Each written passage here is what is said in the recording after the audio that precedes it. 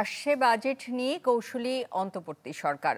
অপ্রয়োজনীয় খাতে ব্যয় কমানোর লাগাম টানা হচ্ছে। কমে আসছে জাতীয় ও আন্তর্জাতিক দিবস উদযাপনের জাঁকজমকপূর্ণ আয়োজন।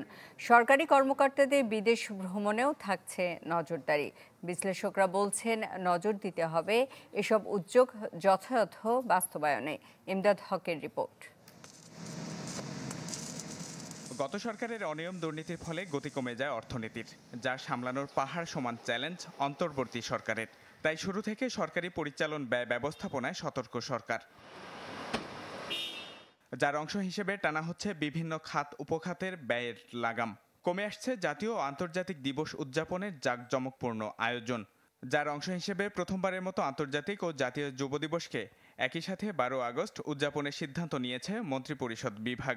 আর সরকারি কর্মকর্তাদের গাড়ি ব্যবহারেও সংযমী হচ্ছে সরকার।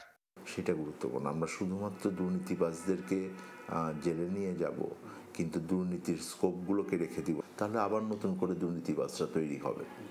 সেটা তো আমাদেরকে টেকসইভাবে এই যে জুলাই গণঅভ্যুত্থানের যে আমার সুফলটা, এটা দেশের জন্য আমরা পাবো না। সরকারি কর্মকর্তাদের বিদেশ ভ্রমণে লাগাম টানতে মাস দেড়েক আগে জারি করা হয় প্রজ্ঞাপন। অপরিহার্য বা জরুরি কারণ ছাড়া সহযাত্রী করা যাবে না উপদেষ্টা বা সচিবদের, পিএস বা এপিএসদের। আর গেল 9 ডিসেম্বর প্রধান উপদেষ্টার দপ্তর থেকে নিষেধাজ্ঞা আসে কর্মকর্তাদের সাধারণ কাজের বিদেশ সফরে। নির্ধারিত অফিস সময়ে সভায় যোগদানের সম্মানী বাতিল করেছে 3টি মন্ত্রণালয়। এই সিদ্ধান্তের একটা প্রতিফলন তো আমরা এই বাজেটে আঁচ করতে পারবো। সেটা হচ্ছে যে এই যে ভ্রমণের তো একটা আলাদা লাইন থাকে, ওই সংখ্যাটা আগের তুলনায় কত হচ্ছে, এবং অ্যালাউন্সের মধ্যে তো অনেক কিছু ঢুকে যায়।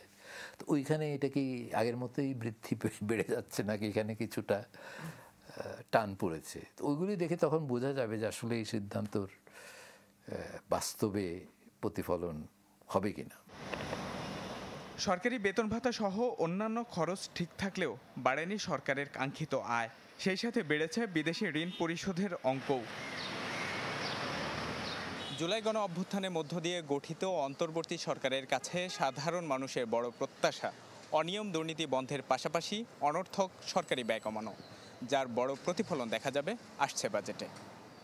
ইমদাদ হক, চ্যানেল 24, ঢাকা।